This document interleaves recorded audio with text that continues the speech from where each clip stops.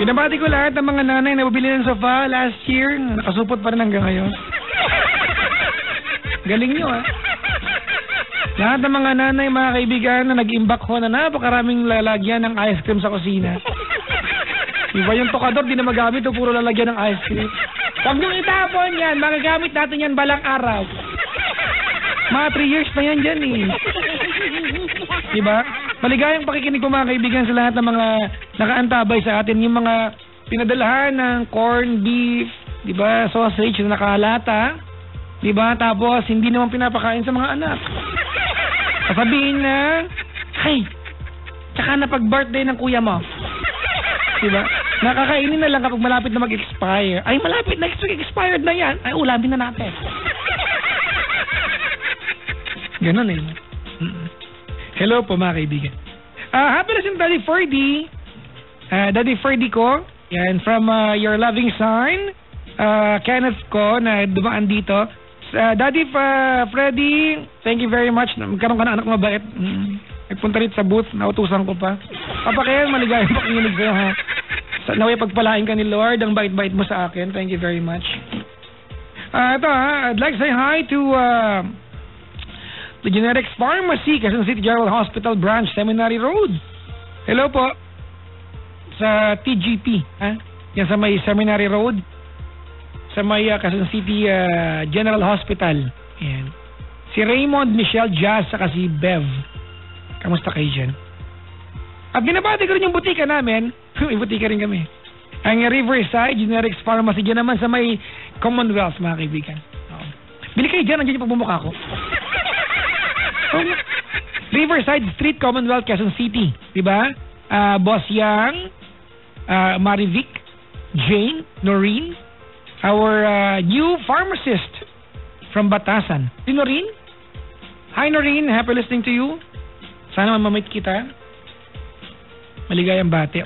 Michelle Marilu, Jam Lito. Tama ba ako? Maricel, John, Ricky, Elmer, Carlos, Philip, Norman, and David. Yung mga members ng Team Solid, ha? Mag-ingat kayo, ha?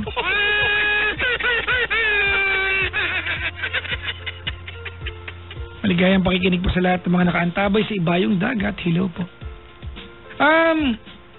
Si Nicole ng QC is 18 years old, is on the other line. Maligayang pakikinig sa mga taga-QC. Mayroon taga dyan, mga kaibigan. Ang may problema at dadaing sa atin. Hello. Hello po. Ate, merong ugong yung telepono mo. Meron bang telepono sa'yo na ngayon? Na cellphone? Meron po. Meron? Meron po. Pwede bang i-off yan? Kaya kainin mo muna. Naka-off na po. Agad-agad na off. Parang ilaw lang. Walang process, off ka agad. Di ba kasi pag nag-off ka yung Android, lalakad mo na sa screen? Nag-off siya. Ay, nako.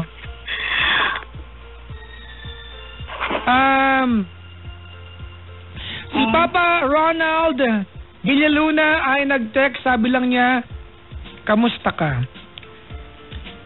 Okay naman. Nicole, anong ginagawa sa buhay? Wala po. Tambay. Joke. Ano ba talaga? Wala po. Wala? Sa bahay lang po. Wala? Opo. Bakit wala? Wala, sa bahay. Sa bahay lang po. Hindi ka lang mga labas, kahit sa kalsada lang, labas ka. Grabe si Papa Jack. Siyempre, para pag tinanong kita, anong ginagawa? Sa bahay po, minsan sa kalsada, gano'n. Grabe. Nicole? Po? Ba't wala kang trabaho? Wala lang, tambay lang po. Naghahanap pa po eh. Anong gusto mong trabaho? Wala pa pong naisipan eh. Ano na? Hindi ko pa po alam eh. Wala pa po sa isip. Saan pupunta yan? Sa Pozon? Nagtapos ka ba ng high school, college? Nagtapos na po. Balag po ngayon, pumasok ulit ngayong June po. Nagtapos ka ng ano? High school po. High school. Balak ka mag-aaral ulit? Opo. College naman?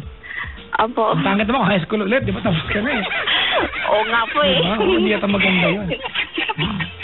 Sige. Ikaw ay napatawag ate para pag-usapan ng love life, no? Sa best friend ko po, Papa Jack, kasi ako po yung sinisisi niya eh. Bad trip pala yung best friend mo. Oo nga po eh, di ko masyadong mag-get sa isipan ko kung ako ba talaga may kasalanan o siya po. Sige, kwentuhan mo ko ate, baka ikaw nga talaga may kasalanan. Grabe Yan na nga po, Papa Jack. Nanghihingi pa ako ng advice kasi di ko nga po alam kung ako ba talaga may kasalanan o siya. Kwento mo na nga, dali. Kasi po, may boyfriend siya. Tapos, nakipag-break siya doon sa boyfriend niya kasi nakahanap siya ng panibagong lalaki na may asawa. Tapos, alam niya na may asawa yung lalaki at saka may buntis yung asawa ng lalaki at saka manganganak po. Siyempre, buntis eh. Lang hindi manganak yan. Grabe ka ba, Jack? So, after that po, bago po siya sinubukang na kausapin yung lalaki, kinausap ko muna po siya na huwag mo papatulan yung lalaki na yan kasi may asawa at manganganak na maawa ka naman sa kanya. Ganon. So, yung sagot niya sa akin, sabi lang niya na alam naman daw yung tama at mali at saka hindi naman daw niya papatulan yung lalaki yun kasi may asawa nga. Ganon. Nga! So, the next day po, okay, the next day, what happened? Naging sila na po. Ano kasalanan mo dun? Hindi po papadya kasi parang pakialamera daw ako sa buhay niya, ganun. Okay. Ganun po. Ang tanong kasi, kung tanong ko po, naging pakialamera po ba ako dun? Well, ate, nagtanong naman siya sa'yo. Diba kwento mo nagtanong siya? Nag-usap kayo? Opo. Ano ba yung pakikialam na ginawa mo maliban sa sabihan mo siya? Wala namang masama sinabi mo sa kanya? Kasi po, Papa Jack, yung mga picture nilang dalawa ng boyfriend niya, in-upload ko po sa Facebook niya eh. Yung may asawa? Opo. Pakialamera ka nga. Kasi, ate, tama nga, mali nga yung ginawa. Diba? Pero hindi mo kasi yung buhay nila yan eh. You can only do so much for someone. Diba? After all, ate, hindi mo yan buhay niya yan. Sira ulo ka, ba't nangialam ko sa ganung parte? Naman po, Papa Jack eh. Mahirap nga po. Not because, diba? Not because, the story doesn't mean you're a part of it. Period, ha? Para sa kaalaman ng lahat. Hindi dahil alam mo yung kwento, diba? Hindi ibig sabihin na kasama ka sa kwento. Hindi ka part ng kwento, pakialamera ka pa, tatampalin ka ng dollars. Grabe si Papa Jack. Hindi na dollars, bari yung 5 piso, babakating sa mukha mo, gusto mo. Dollars na nga sinabi ko, ayaw. Okay. Tapos kasi sabi niya, gusto niya mas pa sa kanya talaga yung lalaki. So, yung pa sa kanya? At motor? O kasi, alam mo ba dyan, kasi sa 3 months pa lang sila nobyo. Gusto na makipag-asawa ng lalaki. So, natatakot ako na lukuhin siya. Ate, ganda na. Okay, let's set the record straight here, right? Okay ngayon pa lang ate, tigilan mo ng pakikialam. After all, this is not your problem. There's nothing I can tell you to change ate kung anong ginagawa nila. Hindi mo ito kwento. Okay po. Diba? Siya patawagin mo sa akin ate, mapapagalitan ko siya. Pero you are just a third party looking in. Diba? There is no way that you can, diba? That there is any point na maapektuhan ka. Kasi hindi ako kaibigan ka. Pero tandaan mo, diba? Una pa lang sisi ka na. Mali nga naman kasi ginawa mo, in-upload mo sa internet. Sa Facebook niya po. Hindi mo buhay yan ate, buhay nila yan. Nangingialam ko masyado pakialamera ka. Diba? Sakit ako at But other than that, at tumigil ka na sa pakikialam, ibuhay ka rin dapat ayusin. That's not your life. Right? That's not your concern. Kasi nag-alala lang po ako sa kanya dahil sinungaling niya sa akin. Sabi hindi niya kailangan ipaliwanag ang sarili niya sa'yo. After all, magkaibigan pala kayo. Kung tinuturing kanyang kaibigan, that person will not even blame you for her own stupidities. Just the fact na biniblame niya sa'yo yan ate, baka hindi ka kaibigan ang turing niya sa'yo. Grabe naman. Hindi mali ako, sorry. Sorry naman po. So, ginawa ko lang naman yung in-upload yung niya kasi nawala naman ako sa kanya. Mali kasi yun, ate, mali nga yun. Diba? That is not your concern. Walang masama ate na alam mo yung tama at mali and you are persistent telling her na mali yung ginagawa niya. But to go that far, diba, you become wrong. That is not even your concern. That's not your life. Ang intindihan mo ba? Opo. Thank you. Ganun pa ba yun? May feeling ko lang. Hayaan mo na. Sige. Siyempre, kasi sabi ng tatay niya, nabantayan ko daw siya. So, ginawa ko lang gulat part ng sabi ng tatay niya. Yung tatay niya magbantay, bakit hindi asa sa'yo? Diba? Oo, Papa Jack. Hindi mo ako concern to, ate. Wala akong pwedeng sabihin sa'yo para iba yung ginagawa niya. Problema na ibang tao to, hindi mo to problema. Okay. Alright, pakialam ang buhay mo. Grabe. Kasi sobra ko siyang nasaktan eh. Kasi nga, pakialamera ka. Kung tanong mo lang, Papa Jack, pakialamera ba ako? Oo. Pero naintindihan ko, concern ka. Pero pakialamera ka ba? Oo. Malinaw na ba? Malinaw na po. Okay na. Okay na po. Sige. Salamat sa pagtawag. Okay po. Ayan. Yay, wala na siya. Wala na. Ay, kawawa. Hashtag kawawa. Ay. Teka lang, may re-replyan lang ko. Ano mga units mo dyan? Oops. Yay. Yung mga nakaantawi mga kaibigan sa Palawan, Dragman Drugstore, maligayang pakikinig sa inyo. Pagbati mula kay JP and JB na nandito ngayon. Sino mga tao sa Dragman? Si Ate Nora na kasi Ate Sally ng Dragman Drugstore. Si Dr. Nicho, maligayang pakikinig po sa inyo lahat. I'll see you soon, ha? I think I'll be visiting Palawan soon. If not, Palawan will visit me. Kung ano man, bahala na. Whichever comes first. Maligayang pakikinig po sa lahat ng mga bisita ko tonight na nandito nagkiki-aircon sa booth namin. Akala nyo, hindi ko alam motibo ninyo. Ay, naku. Pumunta naman kayo sa www.cherrymobile.com.ph please, oh. Tapos tignan nyo yung mga latest nila dyan. cherrymobile.com.ph. Alright? Click tayo sa Cherry Mobile. I love Cherry Mobile. Like,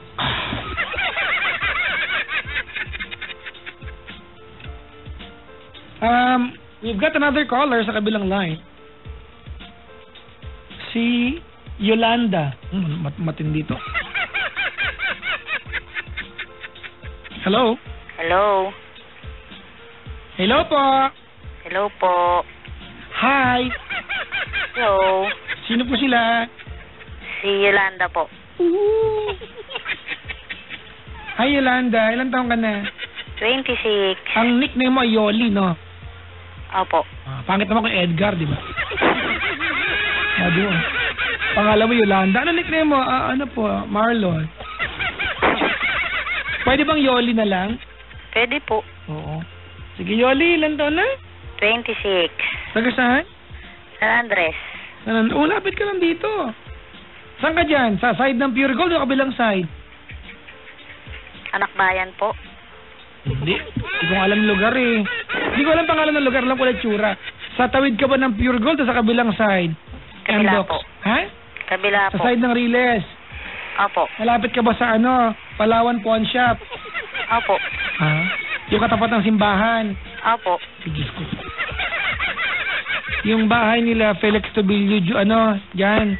Opo. Yung may Harley Davidson. Opo. Oo, konti pang diretso pagkano may upholstery shop. Opo. Ano ba? Ba't ko ba alam itong mga... Pagbalik mo, yung gate na kulay blue na hindi na pinturahan, bahay nila Hikaru. Ay, hindi po. Ha? Hindi po. Ba't hindi mo kilala mo si Hikaru? Hindi po. Ba't hindi ka? Sira ulo ka pa? Sa bahay nila, nabenta na ba nila? Yung may sampay lagi sa labas. May radyong bukas? Wala po. Ano yung buhay pito? Takore po. Takore. Kunin mo muna ente. Dali, patayin mo yung kalan. Sige po. Kakanta muna tayo ng Takore song. Alam niyo ba Takore song? Ako si Takore, pandakat, mataba. Ito ang hawakan. Hello? At ito ang bukasan. Kumakanta ko, wait lang. Kukulo-kulo, kukulo-kulo. Ako ay kunin nyo at ako'y ibuhos nyo. Alam mo yun? Kinakain niya yung telepono. Hello, Yoli. Hello? Ang ginagawa mo? Ba't sumasagot ka agad? Ay, hindi po. May ano lang po. Kinausap ko lang po yung mama ko. Anong ginagawa ng mama mo? Nagliligpit po. Ang kalat mo? Hindi po. Ano nga ba trabaho mo ulit? Wala po. Wala. Eh, bala ka magtrabaho? May asawa na po eh. Ang layo na sagot. Housewife. Ang layo na sagot. Ay, yung mister mo na naghahanap buhay. Apo. Oh. Ilan na anak mo? 2 po. 2. Sige. May problema kayo mag-asawa? Po? Wala. May problema kayo mag-asawa? Ay, wala po. Agawan ko kayo. Eh, anong tinawag mo dito? Magme-message lang Ay, po. sweet. Para sa mister mo? Opo. Alam ka mapasa nanay ko, siyempre. Anong team song nyo? Wala po. Walang kanta na nagpapaalala sa'yo na bago mahal mo sa kanya? Wala po. Lahat naman po. Maganda eh. Si Raulo, paano pag Pusong Bato? Maganda pa rin. Ay, Maganda yung kantang Pusong Bato, di ba? Pero pang Love Life pa rin, di maganda. Ano, wala. Kahit ano lang, te. Kahit Careless Whisper lang. Wala po. Sa'yo kayo nakabrief, tsaka nakabanda na sa ulo. Sorry. Ano ba kasi yun? 3 minutes yung haba ng video. Ay, iba ng topic. Ako na bahala mamili. Apo. Sige, okay lang ba yung Spice Girls? Spice Girl po? Oo, maganda to. Okay, The Course. Di ba yung pan-Japan? Di ba dati kinakanta to pag kondisyon pan-Japan eh. Yung ano, go on, come on, leave me breathless. Japan niya, pang-audition niya. Ay, yun po ba yun? Oo.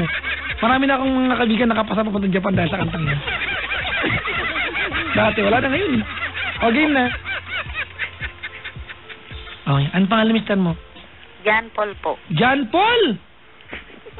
Chubby ba yan? Opo. Ha? Chubby yan? Tama lang po. Chubby pero cute yan, no? Opo. Oh, sabi ko sa'yo, basta John Paul eh. Andito siya ngayon, te, mapati yan eh. Po? Andito siya ngayon. Nandiyan ba siya? Tulog po. Ay, hala ka, nakatakas. Andito siya ngayon. Bagong Nakatakas gupit. po ba? Bagong gupit. Joke lang ha, sige na. Uy! Tina, andito si John Paul ha. Baka hanapin mo. Sige na. Okay. John Paul? Ay, John Paul muna. John Paul? You know. Alam ko, makulit ako, marami akong nagawang mali, pero salamat kasi pinagbigyan mo ko, pinagkatiwalaan mo ulit ako. Mahal na mahal ka namin ng mga anak mo. Tsaka salamat. Maraming salamat. Kahit alam kong tulog ka ngayon. Wala pa lang point to eh. Alam pa eh. Yun lang ang sabihin ko sa'yo. Mahal na mahal ka namin ng anak mo. Kahit maraming dumarating na pagsubok, nandito pa rin tayong dalawa magkasama. Yun lang po, Papa Jack.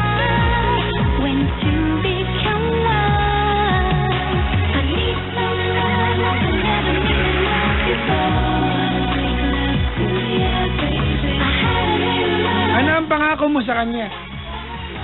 Na sasamahan ko po siya habang buhay, na magkasama kami kahit maraming pagsubok, kahit hirap sa buhay, kahit walang makain, ganyan. Magkasama po kami. Ayup! Yun lang? Opo. Ito na yung kantang Mamahalin ko bastos. siya habang buhay. Tagalogin natin. Pakinggan mo yung kanta.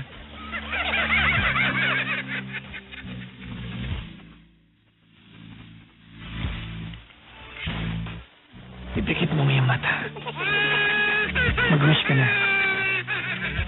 Iblow mo na yung candle.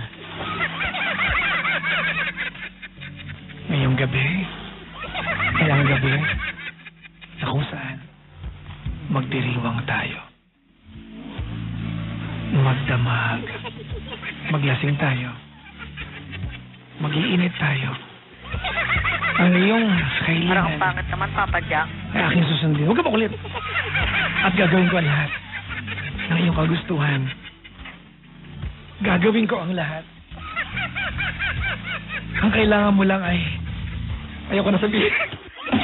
Okay, parang pangit. Naglam dito. Hindi ko tagalan. Bakit pakinggan? Hintayin nyo na lang. Kahit saan mo gusto, kahit kailan mo gusto. Hindi kita pakakawalan parang toko. Papa Jack, baka kung saan na mapunta yan. Teka lang. Mag-relax ka lang. Dahan-dahan kasi. Hindi naman kita iiwan. Okay ka pa dyan, te? Opo. Gusto mo ba ng iba pang kanta na ito-translate ko? Okay lang po. Marami yung kantang gusto i-translate sa Tagalog, mga kaibigan. Baka hindi ko kasi naiintindi yung mga kanta, ha? Eto. Isa pa tong kanta na to.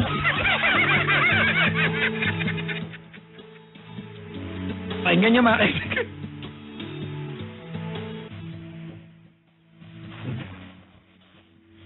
Ito ba ang ibig sabihin nito?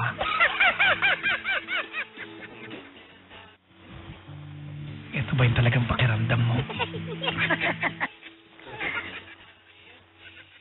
Ito ba ang gusto mong makita sa akin? Papa Jack, para ang sagwa. Ganyan ka ba talaga bumuntong hininga? Kinig ka. Minsan, alam na alam ko.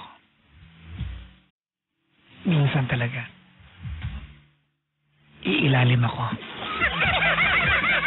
Papa Jack. Sorry.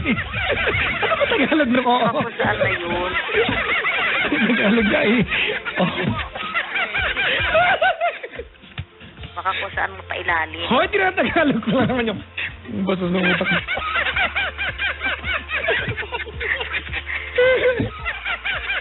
Gawin ka na rin itong...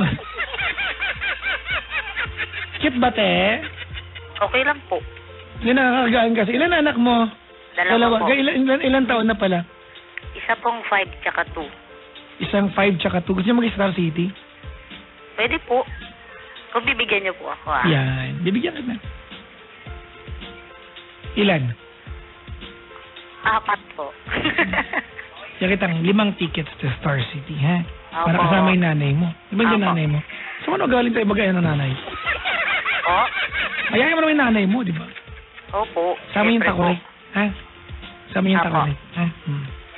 Kantahan niyo siya. Ako si Takore, pandakat, mataba. Ito ay hawakan at ito ang bukasan. Kukulo-kulo, kukulo-kulo. Ako ay kunin niyo at ako'y ibusin. Maraming salamat po, Papa Jack. Diyan ka lang sa kabilang line, kakusapin ka ni Richard, ha? Apo. Alright? Kakusapin ka ni Richard. Maraming salamat At, po, Papa teka lang, may sinasabi ako Ay, sa'yo! Kakusapin ka ni Richard, tapos, kukunin niya yung details mo, kunin mo yung details niya, ha? Apo. Tapos, magsasabi ka kung kailan mo kukunin yung ticket dito para ma-prepare namin, ha? Apo. Huwag kang darating na walang pasabi, didadmahin ka namin. Apo. Okay? Apo. Salamat sa pagtawag. Maraming Diyan ka salamat lang, po. bumaba, standby, okay?